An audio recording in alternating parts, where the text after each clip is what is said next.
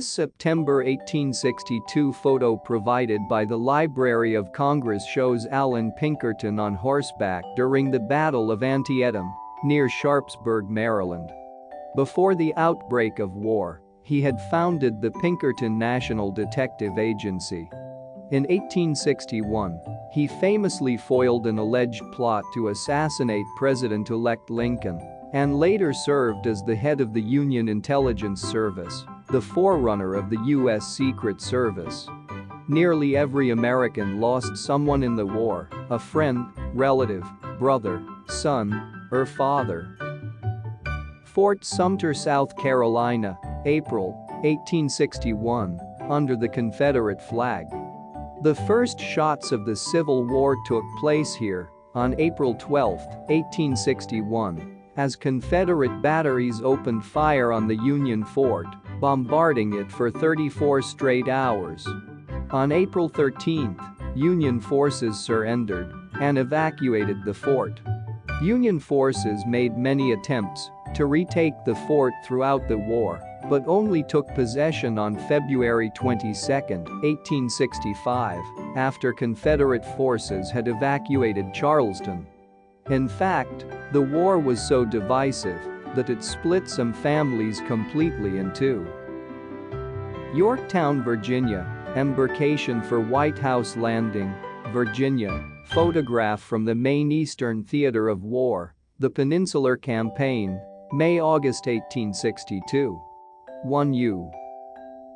A captured Confederate encampment near Petersburg, Virginia, in June of 1864. S. A view of Washington, District of Columbia, from the intersection of 3rd and Indiana Avenue, circa 1863. In the foreground is Trinity Episcopal Church, in the background, the unfinished Capitol building. Construction on the Capitol was briefly suspended early in the war, but continued through the later years. Senator, for example, had a son who served as a general in the Union Army and another as a general for the Confederacy. Fortifications at Yorktown, Virginia, during the Peninsula Campaign of 1862. Even the great emancipator Abraham Lincoln himself had 4 brothers-in-law who fought for the South. A March 1863 photo of the USS Essex. The 1,000-ton ironclad river gunboat, originally a steam-powered ferry, was acquired during the American Civil War by the U.S. Army in 1861 for the Western Gunboat Flotilla.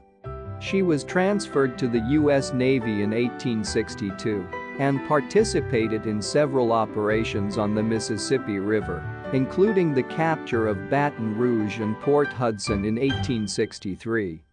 As disastrous as the war was, however, it also brought the states, in the North as well as the South, closer together. The 150th Pennsylvania Infantry Camp on Belle, Plaine, Virginia, is pictured in March 1862, 3 weeks before the Battle of Chancellorsville. After the war, the United States truly was united in every sense of the word. Morris Island, South Carolina. The shattered muzzle of a 300-pounder Parrott rifle after it had burst, photographed in July or August of 1863. Most obvious, the war ended the debate over slavery that had divided North and South since the drafting of the Constitution in 1787. On the steps of the Tennessee State Capitol building in Nashville, Tennessee, with covered guns, lower right, set up nearby, in 1864. States had bickered over Missouri, the Wilmette Proviso and the Mexican Cession, Texas, California, the fugitive slave laws, Dred Scott v. Inflation of the Intrepid, a hydrogen gas balloon used by the Union Army Balloon Corps for aerial reconnaissance. The Balloon Corps operated a total of 7 balloons, with the Intrepid being favored by Chief Aeronaut Thaddeus Lowe. Sanford, Bleeding Kansas, and John Brown, and had still been unable to resolve the dispute. As seen in Alexandria, Virginia, in August of 1863. The storefront of 283 Duke Street reads Price, Birch and Company, dealers in slaves. In this sense, the Civil War had become inevitable once it was clear that compromises such as the 3/5 Clause, the Missouri Compromise, and the Compromise of 1850 had little effect. Rebel prisoners waiting at Belle, Plaine, Virginia, for transportation. Lincoln's Emancipation Proclamation of 1863, however, ended the debate for good. Wounded soldiers at rest near Marye's Heights, Fredericksburg, Virginia. After the Battle of Spotsylvania in 1864. Lincoln knew that only when slavery had been abolished would the debate end and the Union be reunited. The Css Stonewall was a 1,390-ton ironclad built in Bordeaux, France, for the Confederate Navy in 1864. After she crossed the Atlantic, reaching Havana, Cuba, it was already May 1865, and the war had ended. Spanish authorities took possession, soon handing it over to the U.S. government. The Union victory also ended the debates over states' rights versus federalism. A view of Andersonville Prison, Georgia, on August 17, 1864.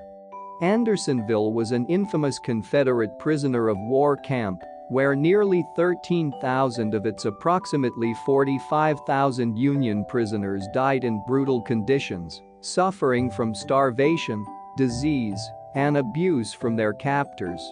Southerners and Democrats had believed since Thomas Jefferson's and James Madison's Virginia and Kentucky resolutions that states had the right to overrule the federal government when Congress acted unconstitutionally. Union prisoners draw their rations in this view from main gate of Andersonville Prison, Georgia, on August 17, 1864. In other words, they believed that states, not the Supreme Court, had the power of judicial review to determine whether Congress's laws were constitutional or unconstitutional. Dead horses surround the damaged Trossel House, results of the Battle of Gettysburg, in July of 1863. Union General Major General Daniel Sickles used the farmhouse as a headquarters, and Union and Confederate troops fought among the farm buildings during the fierce battle. John the 100th. An execution in Washington, District of Columbia, on November 10, 1865. Henry Wirz, former commander of the Confederate prisoner of war camp near Andersonville, Georgia, was tried and hung after the war for conspiracy and murder related to his command of the notorious camp. Calhoun had raised this point in his South Carolina exposition and protest during the nullification crisis of the 1830s, when he had urged his state to nullify the Tariff of Abominations. African Americans prepare cotton for a cotton gin on Smith's plantation, Port Royal Island, South Carolina, in 1862. Whigs and Republicans, on the other hand, generally believed the opposite, that only the Supreme Court had the power of judicial review, and that it was the duty of the states to obey the court. Officers of the 69th Infantry, New York, at Fort Cochran, Virginia, with Colonel Michael Cochran. The South's defeat asserted federal power over the states and settled the debate once and for all. A federal encampment on the Pamunkey River, Cumberland Landing, Virginia, in May of 1862. The Civil War was also a significant event in world history because the North's victory proved that democracy worked. Federal cavalry at Sudley Ford, Virginia, following the Battle of First Bull Run in March of 1862. When war broke out in 1861, many monarchs in Europe had believed smugly that the United States was on the brink of collapse. Petersburg, Virginia, The first Federal Army wagon train entering the town in April of 1865. Democracy, they argued, was too volatile, too messy, and too fragile to be of any practical use. Union forces of Benson's Battery in the Battle of Seven Pines stand guard in the fighting against Gen. Thomas Stonewall Jackson's Confederate troops at Fair Oaks, near Richmond, Virginia. The battle, also called Fair Oaks, took place on May 31 and June 1, 1862. Lincoln himself recognized the historical significance of the war even before it was over.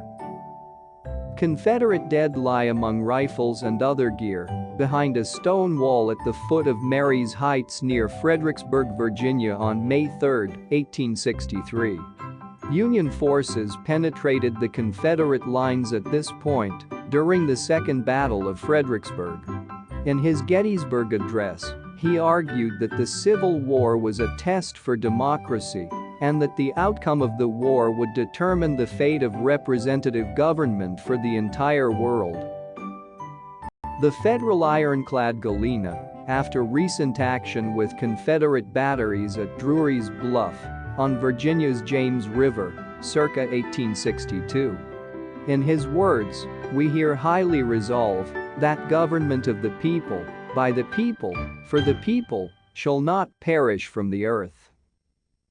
Interior of a ward of Washington, D.C.'s Harewood General Hospital in 1864.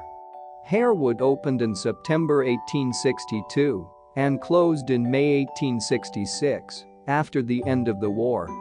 Photo credit, Library of Congress. White House Landing, on the Pamunkey River, Virginia. The site was a major Union Army supply base in 1862 during the Peninsula Campaign.